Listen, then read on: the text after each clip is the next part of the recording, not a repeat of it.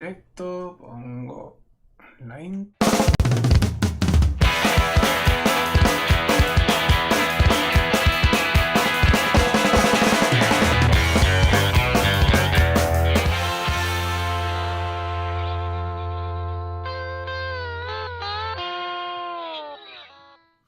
Bienvenidos al episodio número 49 de Red de Culto. Yo soy Carlos. Y yo soy Andrés. Hoy le tenemos una invitada muy especial y es Sasha Hanik. Por segunda vez en el programa, bienvenida de nuevo.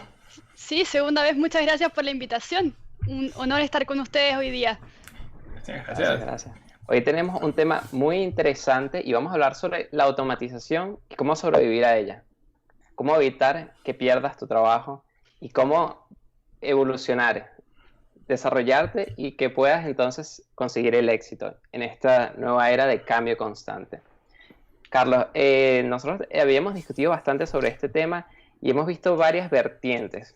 Muchos científicos opinan que con la inteligencia artificial, con el tiempo, los humanos no van a ser necesarios para la economía, pero hay otros que dicen que sí, que la inteligencia artificial es solamente una herramienta y que nosotros vamos en sí a utilizarla, pero no es que nunca va a desaparecer la necesidad del humano.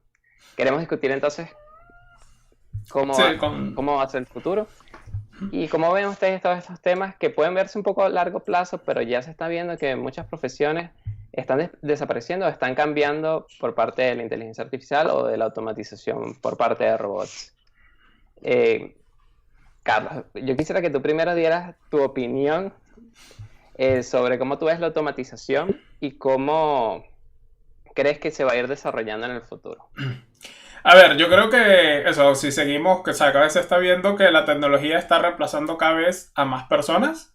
No creo que esto sea algo malo, o sea, creo que esto es parte de la evolución normal del ser humano. Pero lo que sí es verdad es que va a haber una fase en la que la gente va a tener que adaptarse y empezar a realizar trabajo que las máquinas nunca van a lograr hacer. O no sé tanto que las máquinas nunca van a lograr hacer, sino que el valor que le da el humano no va a ser el mismo que el valor que le da una máquina. Por ejemplo, la comida. No es que no exista robots que puedan cocinar, es que para nosotros, para las personas, una comida preparada por otra persona tiene más valor que una hecha por una máquina. Entonces, un poco es lo que quería hablar hoy. A ver, Sasha, ¿tú qué opinas? Yo creo que hay no solo tres vertientes, sino que también tres etapas de automatización, ¿no? Se dice que estamos todavía en una etapa de automatización de lo que es la fuerza bruta. Esta etapa donde los robots, en el cierto sentido, si queremos llamarles robots o máquinas autómatas, la denominación ahí ya puede variar desde el país o el fin que quiera uno ponerle, ¿no? Pero si refirámonos a ellos para concepto fácil como robots, ¿no? La primera etapa es la automatización de la fuerza bruta, es decir, la automatización de aquellas cosas que los robots pueden hacer mejor que nosotros porque tenemos limitaciones físicas, ¿no? Y esa etapa es la que empezamos a ver durante el siglo XIX, XX y todavía consolidándose en el XXI. Hay que decir que todavía hay muchos trabajos que podrían ser realizados por robots que uno tiene que preguntarse si queremos que esos trabajos los realicen humanos, por ejemplo, recolectar basura, construcción de alto riesgo, etcétera, que son cosas que podrían realizar robots con la suficiente tecnología y que todavía no se reemplazan, pero que están en proceso de reemplazarse, ¿no? Toda esta serie de profesiones que requieren de capacidades físicas que pueden ser superadas por robots, pero que todavía quizás no tienen la fineza ni la capacidad fina, podríamos decirlo así, para poder ser reemplazados de entrada. La segunda etapa sería la etapa de la superación de las habilidades cognitivas, donde las máquinas también hoy día nos están, para algunas personas nos están reemplazando y para las personas que creemos que las máquinas son en realidad un complemento de la humanidad, son una creación de la humanidad y por lo tanto son un complemento de la humanidad. Mi teléfono, por ejemplo, es un complemento de mi inteligencia. La segunda etapa, por lo tanto, son aquellas profesiones que requerían de habilidades cognitivas a veces repetitivas y que hoy en día son apoyadas o incluso reemplazadas por robots. Tabulación de tablas Excel, por ejemplo, búsqueda de archivos, por ejemplo, en el caso de la gente, los bibliotecarios, entre otras profesiones que son superadas por las máquinas debido a temas de capacidad de procesamiento, velocidad, etcétera, ¿no? Y esta es la tercera, que yo creo que también es la que queríamos discutir hoy día, y solo la menciono para que sigamos hablando, la que es la capacidad de creatividad humana. Que en eso es mucho más complicado porque si todavía no resolvemos cómo funciona el cerebro humano, cómo funciona la capacidad cognitiva humana, es muy difícil que podamos replicarla y superarla por máquina, que en realidad el argumento que utilizan las personas un poco más optimistas de la tendencia, que dicen, bueno, si todavía no descubrimos cómo funciona el cerebro humano, si todavía no sabemos de dónde, básicamente, cómo podemos, por ejemplo, parar la depresión de manera efectiva o podemos parar problemas cognitivos de manera efectiva, si no entendemos cómo funciona la información dentro del cerebro, ¿cómo podemos pretender que existan máquinas que puedan replicarlo y superarlo?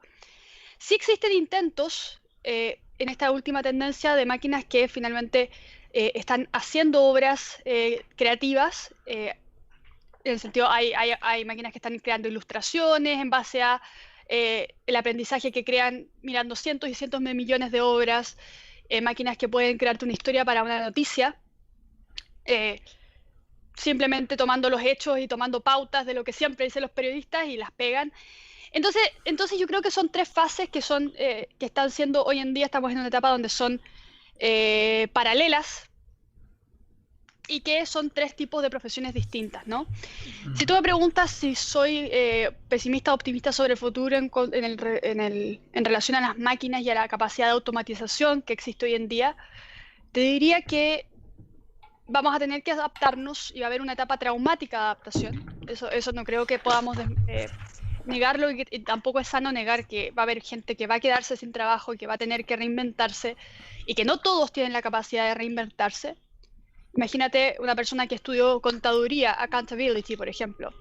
Es una profesión que hoy en día se está cada vez más complementando de el trabajo de robots para los cálculos, etcétera, ¿no? Todavía existe ahí hay unas cosas que pueden hacer mejor los contadores.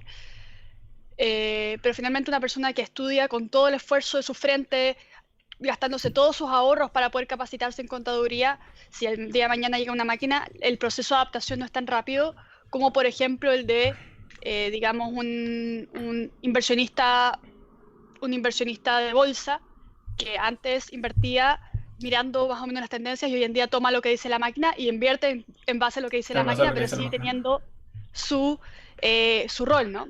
Entonces creo que la mejor postura que uno puede tener para este tipo de cosas es el pragmatismo y tampoco una mirada ludita, que yo creo que ese es el gran riesgo que tenemos hoy en día, ¿no? Todas estas corrientes un poco luditas o que nos recuerdan a los luditas del siglo XIX que dicen básicamente hay que destruir a las máquinas porque nos van a quitar porque nos van a quitar el trabajo. Sí. Claro. Básicamente el mismo argumento que tenían antes con los migrantes. Entonces yo veo ahí más una postura de miedo al cambio que una postura que realmente tenga fundamento basado en la realidad. Bueno, Carlos y yo somos migrantes y quitamos trabajo, esposa y demás. No, lo que quería comentarles, varios puntos. Esto tal vez se sale un poco del tema, pero yo trabajo en el Deutsche Bahn, es la empresa de trenes acá de Alemania, y sé que los sindicatos y en sí las organizaciones de trabajadores previenen la automatización. O sea, están en contra de la evolución de la automatización. Por ejemplo, ya hay tecnología para que los trenes manejen solos, pero no se hace porque no quieren dejar a los choferes de tren sin trabajo. Pero no están enfocados en hacer una transición para dejar de contratarlos y que los que estén se vayan jubilando y vayan entrando a las máquinas, sino que se siguen contratando. Y es como este choque de, ok, no queremos aceptar que la automatización está ahí, la necesitamos. Nosotros tenemos un ejemplo de automatización. Nosotros tenemos una aplicación para buscar medicinas en Venezuela y mostramos los 5 medicamentos más buscados. Pero no es que nosotros nos metemos en Twitter a escribir esa información, sino que tenemos un programa que lo hace automáticamente todos los días. Un ejemplo simple de automatización, pero que muestra cómo ahora con menos personas puedes hacer más trabajo y tener un mayor alcance o una mayor influencia para cambiar el mundo. O sea que creo que esta era es la era donde el individuo o en pequeños grupos ya tienes toda la fuerza necesaria como para hacer un gran cambio en la sociedad de forma positiva, ¿no? En cuanto a la inteligencia artificial, hasta ahora lo que yo conozco de inteligencia artificial es que ella aprende lo que existe y en base a eso puede generar otro tipo de... O sea, por ejemplo, si la entrenas con todos los Pokémones que hay, puedes generarte un Pokémon nuevo. Pero no es que te va a generar un tipo de manga o de arte distinto. O sea, siempre es basado en lo que está. Y yo quiero creer que los seres humanos no somos así, sino que podemos ir un paso más allá. Pero ahorita tengo mis dudas. Ahorita tengo mis dudas si nosotros creamos cosas nuevas o hacemos algo parecido a lo que está haciendo ya la inteligencia artificial, que es basarnos en algo que ya conocemos y readaptarlo. Es que mi teoría es un poco que incluso aunque lleguemos a ese punto en el que las máquinas puedan replicar un dibujo, una pintura, una historia, lo que sea, al punto de que si lees las dos cosas no las diferencias, ya el hecho de que tú sepas que una la hizo una máquina te hace quererla menos que una que sabes que la hizo un humano. O sea, porque hay cosas que el hecho de que haya sido hecho por un humano le da mucho valor. Incluso lo vemos... ¿Ah? Las cosas artesanales, ¿no? Exacto, ese va a ser justo mi ejemplo. Dice hecha a mano, pagas el triple, el cuádruple. Exactamente, ese era justo el ejemplo que iba a dar ahora, de que las cosas artesanales las consideramos únicas porque es verdad, la persona que la hizo no va a ser otra exactamente igual, no es como una máquina que se dedica a hacer millones y millones de copias exactamente iguales. Entonces yo creo que precisamente eso es un poco el futuro del que nos vamos a encontrar, donde tú como humano, para poder tener éxito en este mundo donde está todo el trabajo trivial, está automatizado, pues lo que tienes que aportar es eso, creatividad, algo que las máquinas no puedan hacer o que aun cuando estén hechos por una máquina, la versión tuya es única. Y algo que les quería comentar, tal vez casi nadie sabe esto porque es raro que alguien haga el curso de integración para volverse alemán, yo lo hice. Y una de las cosas que te hacen hacer es un examen que tienes que aprenderte 300 preguntas y respuestas y después responderlas en un examen. Una de las preguntas es, si yo tengo un estudio, una profesión, ¿podría conformarme con saberla? Y la otra opción era, no, tengo que continuar aprendiendo. Y la respuesta correcta que te esperan que te aprendas y tienes que aprenderla para ser alemán, es que siempre tienes que mantenerte estudiando. O sea, que tu profesión nunca se termina. No es que tú vas a la universidad y ya y no es más nunca estudio, sino que el Estado alemán espera que tú te vayas educando siempre, hasta que te retires. Por lo que el hecho, o sea, la premisa de que siempre tenemos que estar reinventándonos, que si estudiamos algo y eso va a ir cambiando con el tiempo, es algo que está previsto que sea así. De hecho, hay una palabra para eso, ¿no? Hay una palabra que su objetivo es una sola palabra que dice, es la acción de cambiarse de profesión estudiando una nueva profesión. Ay, se me olvidó, es como un... No es Weiterbildung, pero... Weiterbildung, pero no, es como no es Umbildung o ok, pero hay una palabra, y se me olvidó, que se refiere efectivamente a la acción de cambiarse de profesión a través de un nuevo estudio. Lo que encontré cuando estaba estudiando alemán, súper curioso, ¿no? Que es parte de su idiosincrasia, ¿no? Uh-huh. Realmente el idioma te demuestra la idiosincrasia. Alemania es de los países con más desarrollo de robots también.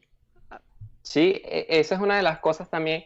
El hecho de que en Alemania sea tan caro contratar a una persona hace que entonces sea rentable automatizar todo lo posible de las fábricas. Y eso es lo que yo estaba comentando mientras preparamos el programa, que a pesar de ello, Alemania no tiene índices de desempleo altos, sino bajos, a pesar de que tenga una industria muy automatizada. Lo que quiere decir que si se mantiene como ahora está, la automatización en las fábricas no significa desempleo, sino significa otro tipo de empleos. Pero claro, ahí entra de la mano también educación, que entonces las personas puedan aprender a reparar las máquinas, a construir las máquinas, a programar las máquinas, porque obviamente si no tienes esos conocimientos, tu valor de mercado entonces va a caer. O sea, si lo que tú le ofreces a la persona no es requerido, entonces obviamente no vas a conseguir empleo. Y también van a salir nuevos tipos de trabajo. Estábamos discutiendo sobre en Japón existen personas que tú les pagas para que te acompañen a ir de compras. O sea, si la gente está tan sola que prefiere, antes de ir a salir a comprar unos zapatos solo, pagarle a alguien para que lo acompañe, vayan discutiendo sobre problemas personales o del trabajo que nunca le contarían a sus amigos porque no quieren mostrar debilidad. Prefieren hablarlo con personas desconocidas y ese es un trabajo que ninguna máquina podría suplir. Sí, y bueno, en Japón puedes arrendar mamás, tíos. Es un país bien curioso en ese sentido. Sí. También uno de los países con más automatización. Pero ellos tienen una concepción distinta también de la robótica, ¿no? Así como ves un gran índice de robotización, ellos también dicen, ok, tengo esta capacidad de construir máquinas. Estamos hablando solo de la primera fase, ¿no? La fase de capacidades físicas. Sí. Tengo esta capacidad de construir máquinas que hagan trabajos físicos. ¿Cómo los puedo hacer para generar un impacto social?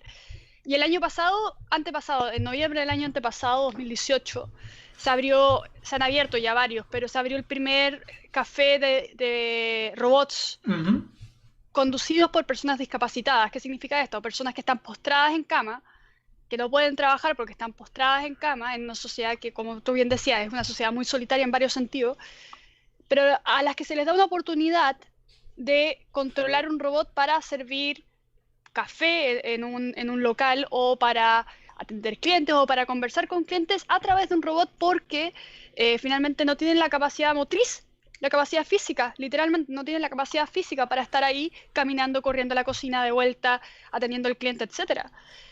Lo encuentro un ejemplo muy bueno porque te muestra que finalmente se habla de estas dos dicotomías. En Occidente siempre se ve al robot como el enemigo, ¿no? Es la humanidad versus Terminator.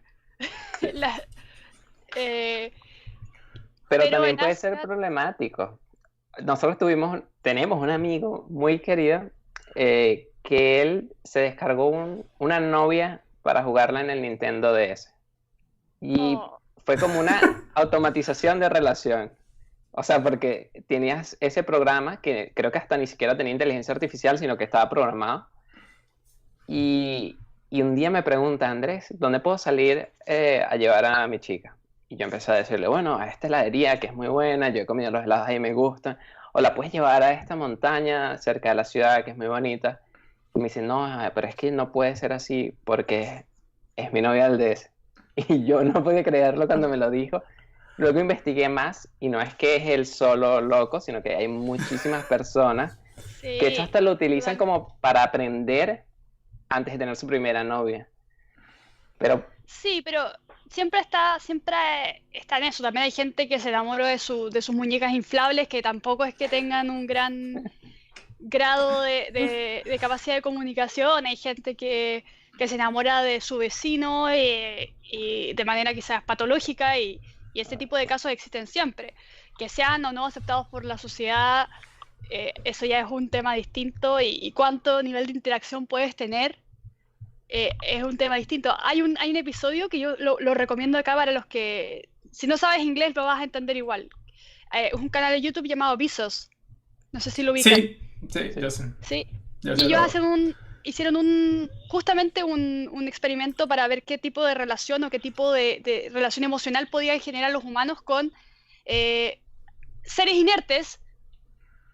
Y el ejercicio que hacían era que tomaban pequeños robots que parecían como escarabajo y los hacían girar en una mesa y le decían a la gente, aplástalo. Y lo aplastaban, y lo aplastaban. Y después hacían el mismo ejercicio, pero le decían, él es Pete. Pete tiene una familia. Y lo hacían girar y le decían, aplástalo. Y la gente no lo aplastaba. Entonces, y lloraba así como, no, Pete, por favor, discúlpame, Pete.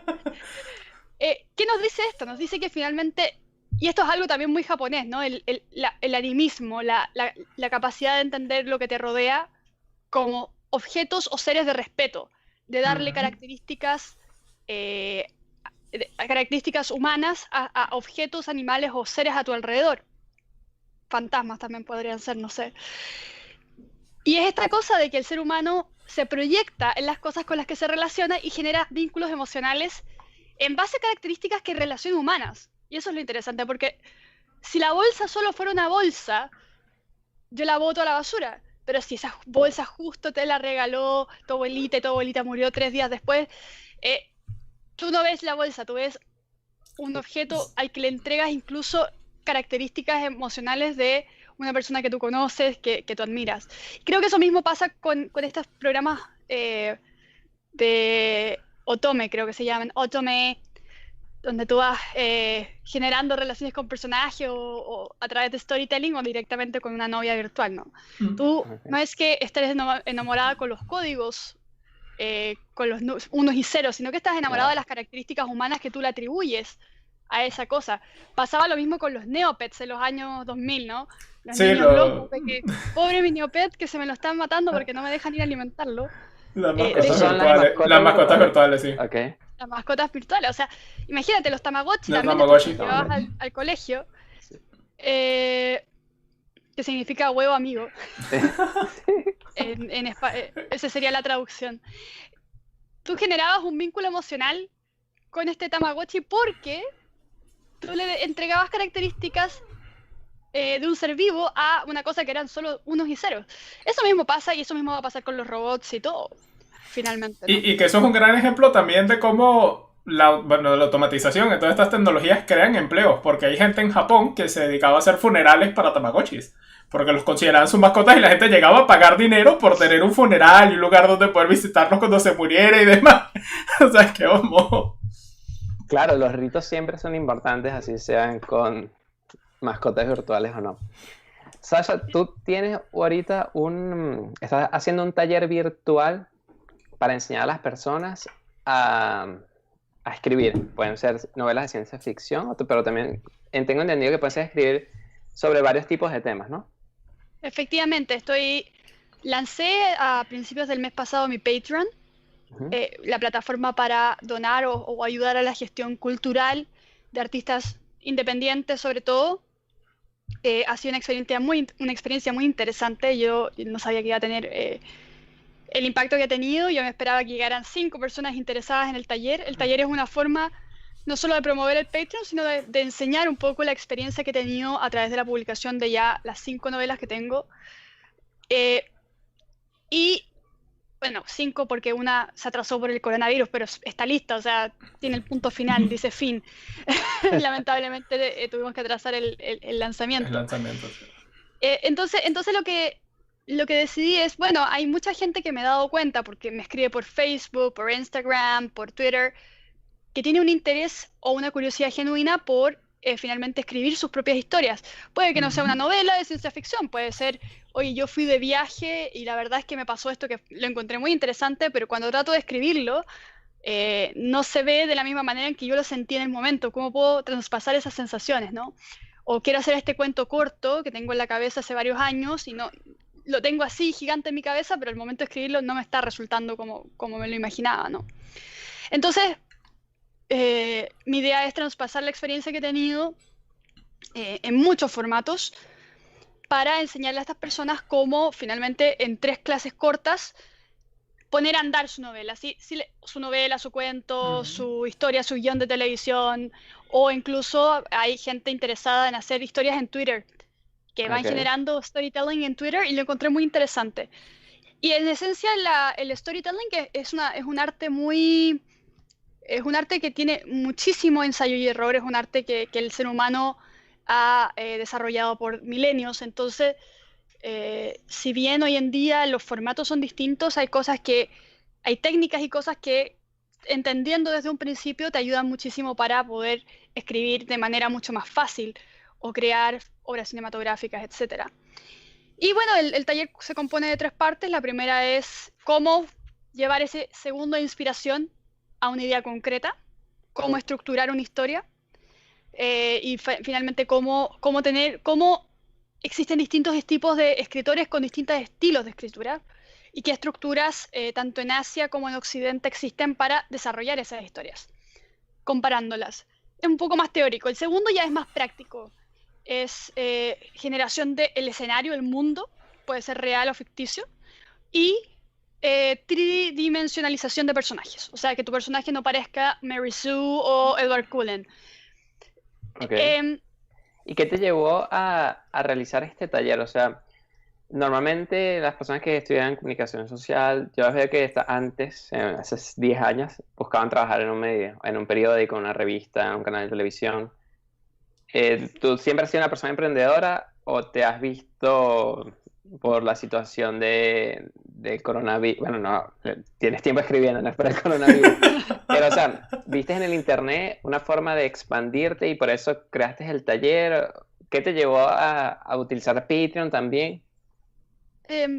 Tengo la intención de generar una serie de videos, quizás en YouTube o quizás en otra plataforma, para enseñar a la gente a crear historias. Siento que las historias son una de esas cosas que nos mantienen con la frente en alto en estos tiempos de crisis.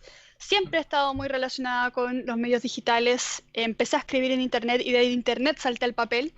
Okay. Entonces es una forma de volver finalmente a mi medio original.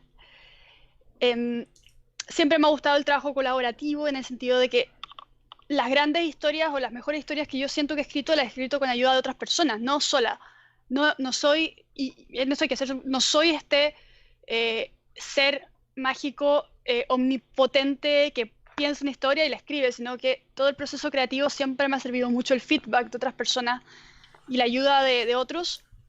Pero sobre todo lo que me empezó o me empujó a hacer este taller es que siento que se puede ayudar a otras personas y que el arte de crear finalmente es casi terapéutico, ¿no?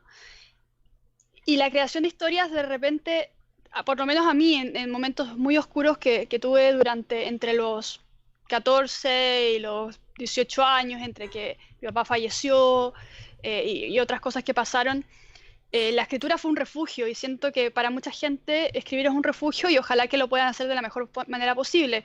Y por eso los tres talleres es muy práctico, trato, si bien hay teoría, porque siento que la teoría nos pone los pies en la tierra, la idea es que los chicos que estén en el taller tengan la capacidad finalmente de crear sus propias cosas, no de preguntarme a mí después para hacerlo entero, sino que primero aprender cómo se estructura, luego cómo hacer los personajes y el mundo, y tercero, cómo poner el punto final, cómo publicar incluso. Vamos a ver en el taller lo que yo creo que siempre le falta a los talleres de literatura, te hacen hacer un cuento, el cuento lo hablan en una exposición final ahí frente a los papás, en el caso del colegio, o en algún taller municipal, pero nunca te dicen cómo publicarla finalmente y qué opciones hay y cuáles son viables, cuáles no al principio, lo difícil que es, pero lo posible también que es publicar en editoriales grandes, pequeñas, independientes, medianas, etcétera, y cuáles son los caminos posibles para eso, ¿no? También vas a explicar cómo publicar en Amazon, aparte de editoriales. Sí, por supuesto. De hecho, hoy día publiqué o sea, uno de los compromisos de Patreon era que cuando llegáramos a cierto nivel de suscriptores, a 20, iba a subir mi primer Kindle a Amazon. Y me acaban de aceptar la publicación del Kindle ebook de Secretos Perdidos en Alasneda a $7. Y el paperback que funciona para todas las tiendas en España, Alemania, Reino Unido, etcétera. Pero también por busca libre puedes llevarlo a otras partes de Latinoamérica.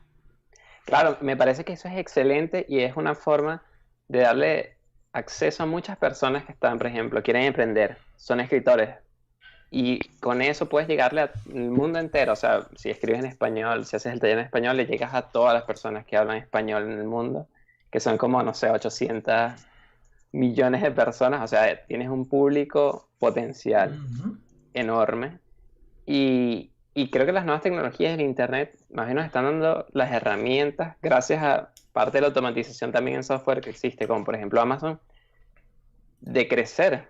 O sea, de que ahora los individuos puedan dar mucho impacto al mundo. O sea, me encanta tu ejemplo porque tú sola ya has publicado, no publicado, pero tienes ya 5 novelas y que todo el mundo las pueda conocer, leer. Me parece muy impresionante. De verdad que sí. Bueno, no sé si se puede hacer promoción por acá, pero para la gente que le interese, a través del Patreon se pueden descargar los Kindles que vayamos publicando para las personas que donen desde $7 para arriba. O sea, el Kindle tiene o sea, lo que traté es de que me di cuenta que muchos youtubers, cuando hacían estos programas de Patreon, la verdad es que los rewards para $1, $2, $3 eran nulos. son muy bajos, pero yo pensaba que cualquier persona, no importa lo pequeño que sea el aporte, si te está ayudando, si cree en tu proyecto, tienes que recompensarlo con algo. Entonces todos los niveles del Patreon traté de hacer algún tipo de retribución lo mejor posible. Y bueno, el taller es para todas las personas, de hecho, que estén inscritas. Y esperemos que se funcione bien. Si funciona bien, voy a seguir con las personas que estén interesadas en un taller anual, bisemanal, donde vamos revisando en punto por punto sus novelas o sus escritos o sus cuentos hasta que estén listos para publicar. Esa es la idea. Estamos trabajando con una chica que es magíster en literatura y en edición, entonces ella se encarga de toda la parte técnica, de los puntos bien puestos, y yo de todo el ordenamiento de la historia, de que los personajes tengan sentido, de que no hayan vacíos en la historia. De repente uno escribe y se queda pegado y deja la novela botada porque se quedó pegado y no se te ocurre qué más ponerle. Cómo salir de esa situación también, de repente uno necesita ayuda para esas cosas, ¿no? Y muchas veces comentarlo con un grupo, con un equipo de personas con la que tengas una relación muy profesional, muy de esto es lo que yo estoy escribiendo, esto es lo que tú estás escribiendo, te recomiendo hacer esto. Funciona muchísimo para abrirse, porque el gran problema de mucha gente que crea es que no se atreve a mostrar lo que está haciendo otras personas. Y si no te atreves a recibir esa crítica, sea buena o mala, nunca vas a poder mejorar. ¿Y cómo buscas ese grupo de gente de confianza a la que tú le puedes ir mostrando tus novelas a medida que las vas haciendo? O sea, ¿tienes un blog donde lo publicas y es libre para todo el internet o solamente son tus mejores amigos a los cuales confías?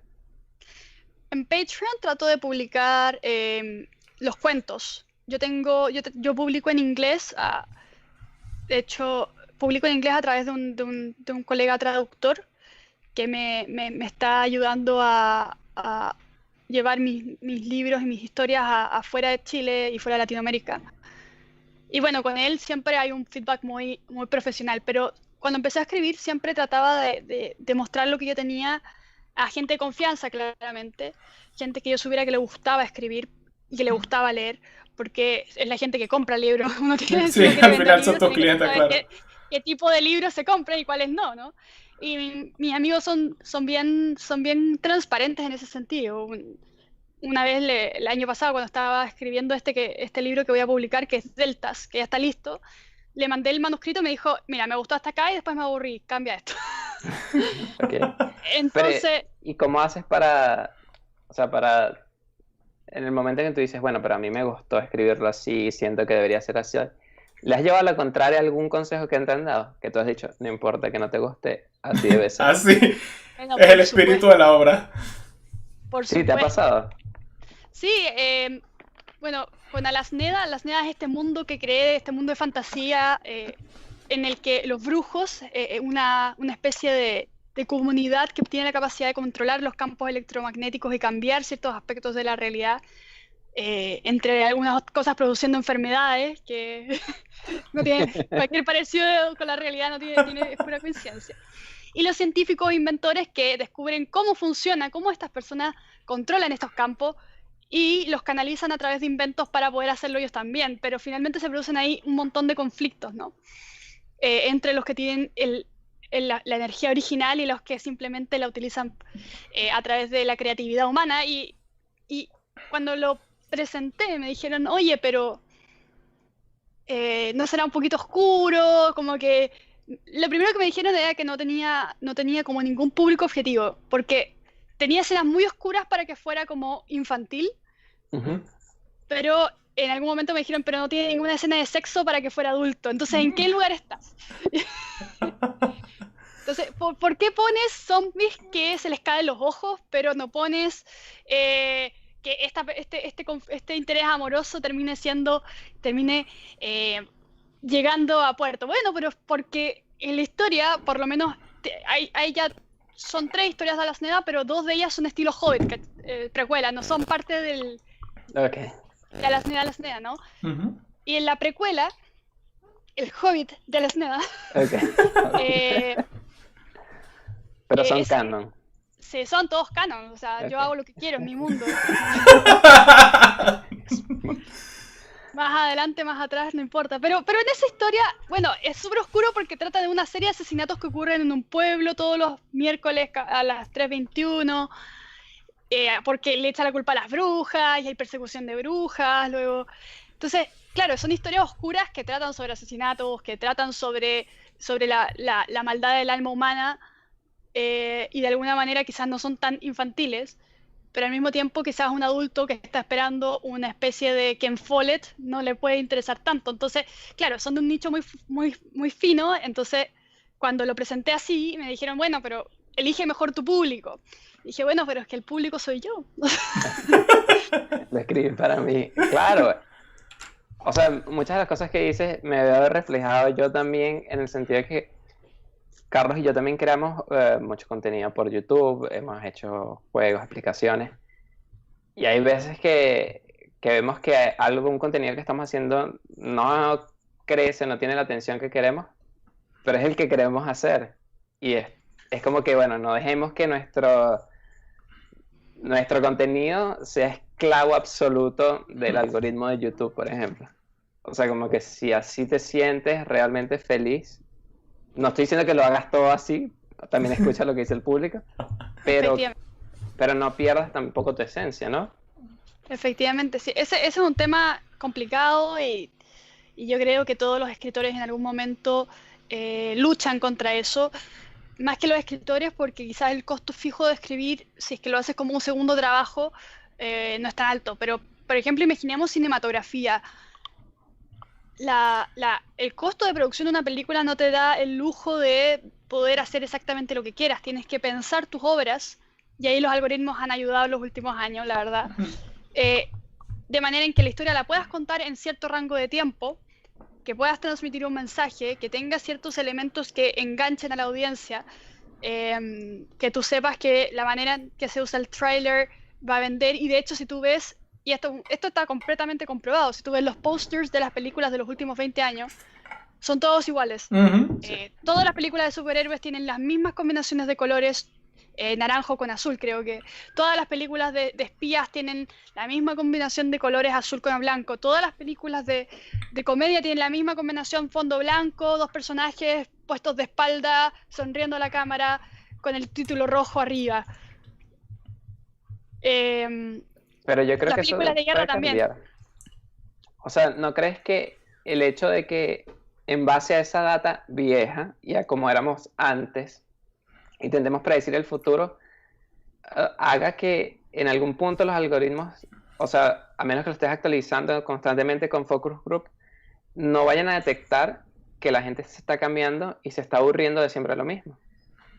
No, por supuesto que la gente... Es que ahí está la cosa, y a mí también me pasa. Por un lado, la gente busca cosas nuevas, y yo creo que esto también Netflix lo entiende muy bien en ese sentido, porque Netflix nos muestra cosas que son muy parecidas a lo que ya vimos, pero distintas. La gente también se quiere ir a la segura, no quiere perder una hora de su tiempo viendo algo que quizás no le guste o le va a aburrir. Entonces trata uno de buscar qué es lo que está viendo otras personas, entendiendo como si lo que ve el resto de las personas fuera lo más entretenido. Y en segundo lugar, trata de buscar cosas que se basen en sus gustos previos. Les voy a contar una anécdota personal, y esto también me pasa a mí, o sea, no es una cosa de todo el mundo, de que yo esté apuntando a otras personas con el dedo, me refiero. A mí me gustó mucho cuando empecé a ver anime, Full Metal Alchemist, y he tratado de ver muchas series que se parezcan a esa serie, entendiendo que el 60 y tanto, no, el 90 y tanto % de las series de anime no me gustan, la encuentro como burda, y me ha costado muchísimo sacarme esa cosa de, ok, pero no es como Full Metal Alchemist, no lo voy a ver. Porque finalmente uno genera bases de gustos, ¿no? Y eso también pasa en Netflix. Netflix, ¿de dónde viene su éxito? De lograr generar un algoritmo que logre dejar a la audiencia enganchada viendo cosas en base a sus gustos. Cuando Netflix... Sí, exactamente. Sí, cuando Netflix te dice, vemos que esto en un 95% de probabilidades te va a gustar, la posibilidad de que tú lo veas es muchísimo mayor que si de repente ves una serie que se llame El duendecillo del bosque, que además de tener 30% de probabilidad que te guste, ves que la portada es muy rara, etc. Creo que han habido experimentos interesantes para contrarrestar esto. No sé si vieron Midnight Gospel, The Midnight Gospel, esta nueva serie animada. He visto los trailers, pero aún no lo he visto.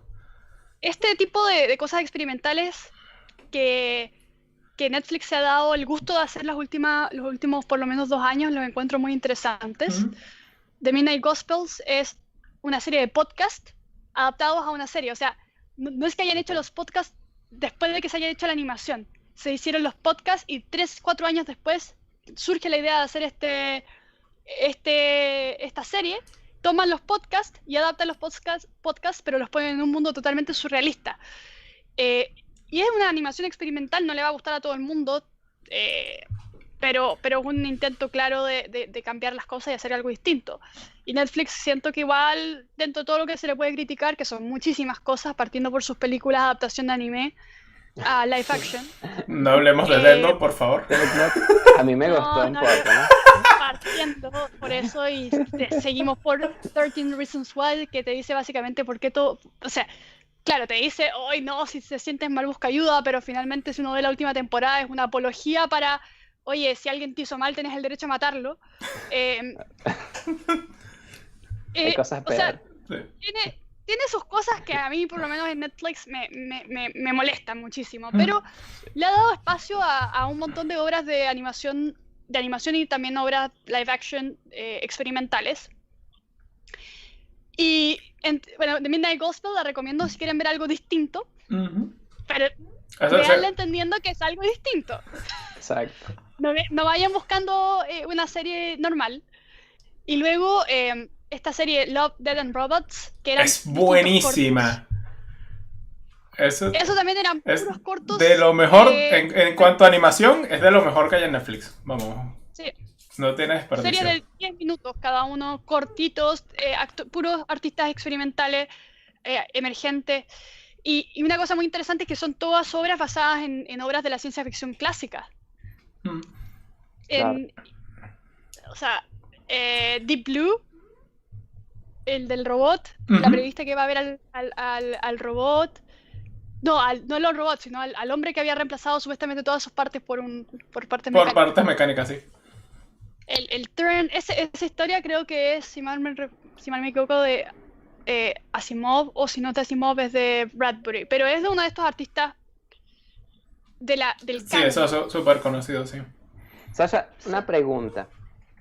¿Por qué tú escribes? O sea, en el video anterior hablamos de las razones, o sea, que tienes que buscar razones para hacer todo lo necesario para ser exitoso. O sea, primero hicimos un video de cómo ser exitoso, pero dijimos que para lograr todo eso que tienes que hacer es estudiar mucho, trabajar, enfocarte, necesitas tener razones.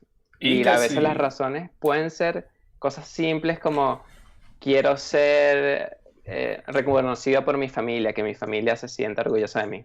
Puede haber muchas razones. ¿Por qué tú te enfocas tanto en novelas? ¿Por qué tienes el Patreon? ¿Por qué comunicas tanto? O sea, ¿cuál es la razón que tú sientes que tienes para ser una persona exitosa como vemos que eres? O sea, ¿qué es lo que te hace pararte y trabajar todos los días tan fuerte?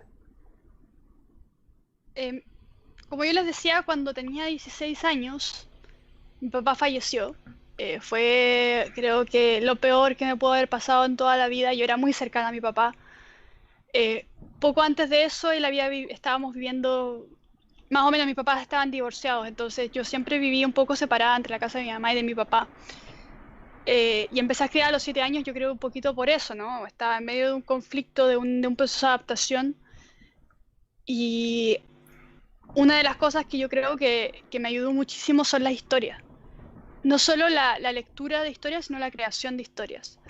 La transmisión de motivos, la transmisión de sentimientos a través de las palabras, que suena muy cliché, quizás viéndolo y hablando con ustedes, es algo que quizás se le esperaría decir a cualquier persona que escribe. Oh, no, yo transmito mis sentimientos a través de mis novelas, sí.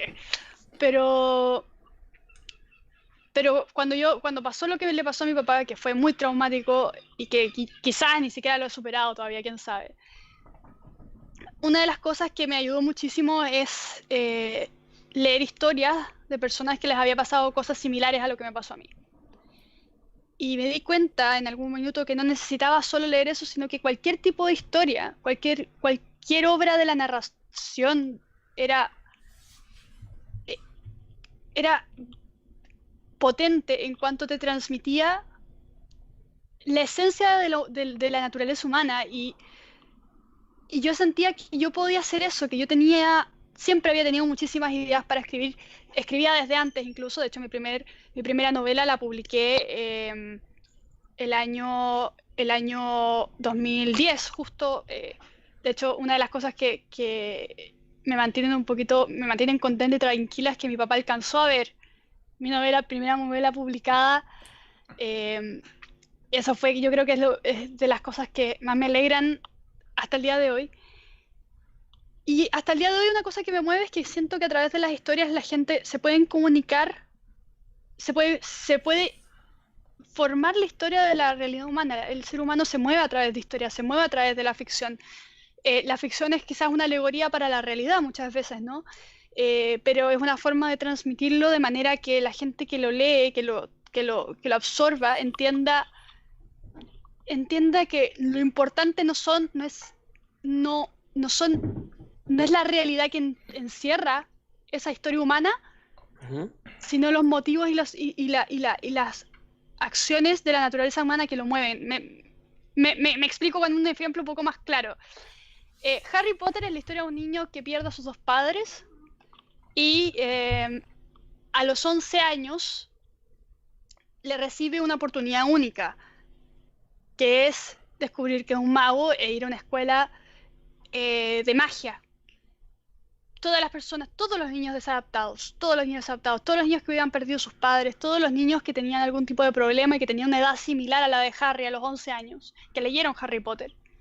Harry Potter quizás fue una forma de salvar a esos niños. Y no lo sabemos, pero la manera en que estos niños tuvieron la capacidad de conectarse con este personaje y seguirlo a través de sus aventuras, no lo seguían porque muchos sí, bueno, quizás muchos sí creían que podían hacer magia en algún momento de su vida, pero los que no creían eso, no lo seguían para poder hacer Wingardium Leviosa, lo seguían porque la historia humana que había detrás de eso les enseñaba cosas sobre la realidad humana en la que vivían, ¿no? Y eso yo lo encuentro muy potente y por eso escribo. Me gusta transmitir historias, me gusta crear mis propios mundos, yo creo que esa es la primera motivación. Si algo te gusta, lo haces con muchas más ganas, ¿no? Siempre cuando veía una película o leía un libro y no me gustaba el final, decía yo podría hacerlo mejor y lo cambiaba, literalmente iba a mi casa y lo escribía de nuevo. Así pa, y lo subí a internet. Creo que eso ahora se llama fanfiction. Exacto. Eso se llama hoy día fanfiction, pero yo lo subía no sé a qué tipo de plataforma, todo tipo de plataforma. ¿Todavía lo tienes? ¿Tienes algún fanfiction de El Hobbit o Señor de los Anillos, algo de eso? No, tengo el final de Piratas del Caribe que yo quería. Ajá. Mi película favorita. Cuidado. Que me molestó muchísimo el final, entonces... ¿Pero de cuál de las...? ¿Hablamos de la primera o de la tercera? Entre la tercera y la cuarta hubieron como 5 o 6 años, acuérdense, sí. De distancia. Entonces terminó la tercera y supuestamente el fin de la trilogía la encontré tan malo que dije, ¿para qué me entusiasmé con esta historia de piratas si iban a darme un final tan malo? Y fui y dije, miren, voy a hacer mi propia historia de pirata. Y en realidad hice una historia completa de que Jack Sparrow tenía una hija que es muy parecida a Tamara Salomé, de hecho, y eso es muy gracioso porque quizá esa misma hija después es Tamara Salomé de Secretos Perdidos en Alasneda, ¿no? Y finalmente encuentran una isla que está llena de calaveras. No me acuerdo muy bien de los detalles, pero lo que él quería era encontrar la fuente de la juventud. Exacto. Curiosamente, justamente en la cuarta película busca la fuente de la juventud. Yo tenía idea de esto cuando hice este papel. Me robaron mi idea. Pero lo tienes publicado. Está publicado, pero en una plataforma que ya no es muy famosa. Porque lo podemos poner en la descripción de este video. No. Muy privado entonces. Es que, no sé si una de las cosas que todo escritor odia son sus propias novelas y sus propios libros. Pero es muy grande. Entonces, cuando uno va mejorando y lee las cosas que escribió antes, las encuentra tan malas que prefiere que no las vea el mundo. Entonces, Claro, pero la pasé muy bien haciendo esas cosas. Esa es una de las cosas que me parecen también importantes, y es que muchas personas no quieren contar lo que están planeando hacer por miedo a que los demás lo critiquen. Y de hecho, yo he escuchado muchísimo, hasta en memes de Facebook, no cuentes tus planes antes de que sean seguros, no le cuentes a nadie lo que estás haciendo hasta que ya no estés seguro, porque la envidia va a hacer que nunca lo logres. Pero yo creo que es al revés. O sea, mientras más lo cuentes, más feedback tengas, mientras que seas muy terco o terca y no desistas, más gente puede ayudar, porque te van a empezar a hacer preguntas. Bueno, pero ¿qué pasa si pasa esto? ¿Cómo lo resuelves? O has pensado en esto también, y así puedes entonces ir mejorando y creando más de lo que ya tenías pensado. Carlos, no sé si quieres comentar tu proceso creativo. ¿Tienes algo? A mí, por lo menos, o sea, yo dibujo, pero, a ver, soy bastante mal. O sea, no lo hago ni siquiera de forma profesional, lo hago porque me gusta y ya está. De hecho, mis verdaderos motivos de por qué dibujo están en el episodio. Para señalar, por aquí. Bueno, no, por ahí. Por aquí está el episodio donde hablamos de eso. Y una de las cosas que me he dado cuenta que me motivó, o sea, o que por lo menos lo encuentro bastante interesante, son estos challenges que están saliendo en plan, dibuja 6 personajes que te digan, o el Inktober, que es que tienes que hacer un dibujo todos los días en octubre hecho con tinta. No sé, todos esos challenges me gustan muchísimo, porque yo tengo el problema de la página vacía, ¿sabes? De que como voy a hacer algo y ves la página y no tienes ni idea de por dónde empezar, ni de qué hacer, ni nada. Y entonces esta cosa sí que te da como cualquier mínima limitación, ya te pones así en modo creativo de, ok, tengo que dibujar algo que tenga, no sé, nieve. A ver, entonces, no sé, pues un paisaje, una casa, una cosa, o qué tal si meto la nieve en algún lugar, ¿sabes? Ya te da así como ese empuje de crear algo. Y el proceso creativo para diseñar... las thumbnails de Red de Culto.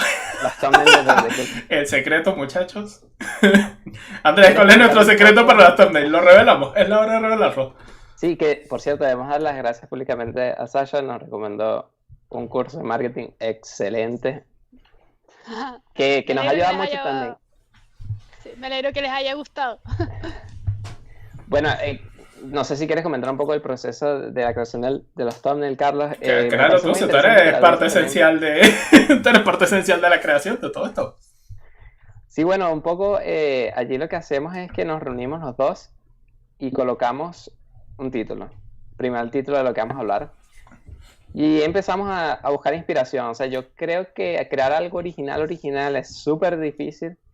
Y sacamos videos todas las semanas. O sea, sacar algo súper original. Todas las semanas complicado. Pero entonces tratamos de buscar inspiración en imágenes icónicas. Cosas que ya existan. Y modificarlas, que es lo que estabas comentando tú, Sasha, de adaptar algo que ya sabes que funciona, pero a tu forma. Y bueno, así estamos desarrollando las últimas thumbnails que estamos haciendo. Y tenemos entonces las restricciones de YouTube. Ok, es un formato específico y la meta es que la gente le dé clic. Entonces, ¿cómo haces algo artístico que te refleje a ti, pero que llame mucho la atención? Y al principio nos veíamos muy restringidos porque estamos haciendo puras thumbnails que eran básicamente así. O sea, todo amarillo que llame mucho la atención, pero al final muy simples. Y no, como que tuvimos que darle la vuelta para pensar, ok, ¿qué podemos hacer que sea muy llamativo, pero que a la vez represente lo que queremos transmitir, el arte, y no solamente un color muy chillón? Y bueno, ese proceso ha sido difícil. También preguntándole a las personas rápidamente, ok, ¿qué te parece ¿A cuál le darías clic si tuvieras estos 5 thumbnails? Y así ir sacando A/B test y comparando todo para ver cuáles son más efectivos. Y bueno, me parece que todos estos procesos creativos son parte esencial entonces de la creación de productos, que al final intentamos es alcanzar la mayor cantidad de gente que se vea influenciada y que puedan sacar el mayor provecho de lo que estamos haciendo. Al final, toda la creación de contenido creativo o de aplicaciones o juegos, su objetivo es darle mucho valor al público final.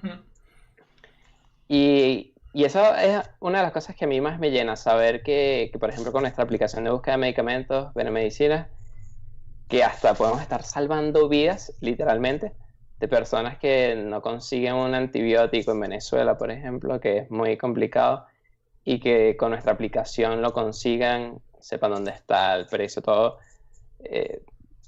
Me llena a mí demasiado y esa es una de las razones por las cuales trabajo en eso todo el tiempo libre que tengo.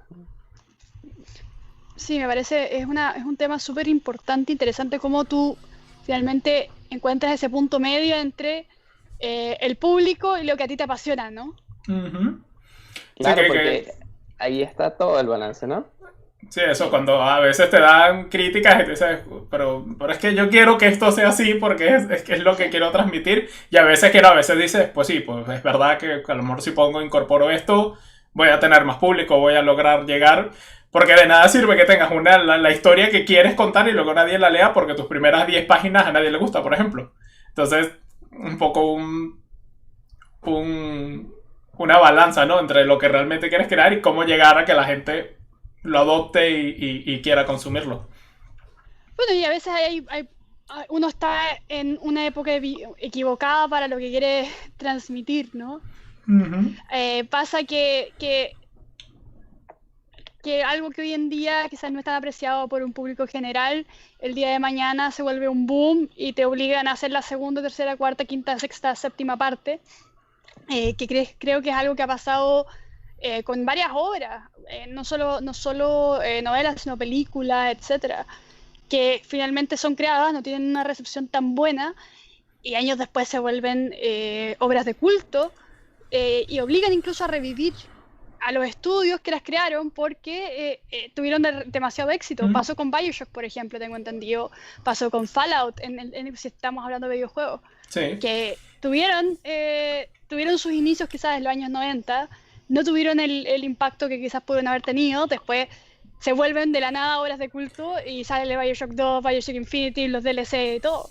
Y por lo menos ahí la gente está viva para verlo, pero en el libro de la saga Millennium, creo que se llama, la de la chica del dragón tatuado y esto, que él escribió sus libros, se murió y después de muerto fue que las obras ganaron popularidad. O sea que el pobre ni siquiera pudo ver su obra florecer así como le hubiera gustado. Bueno, y así también muchísimos escritores y artistas, el mismo Van Gogh también pudo haber tenido un pasar similar.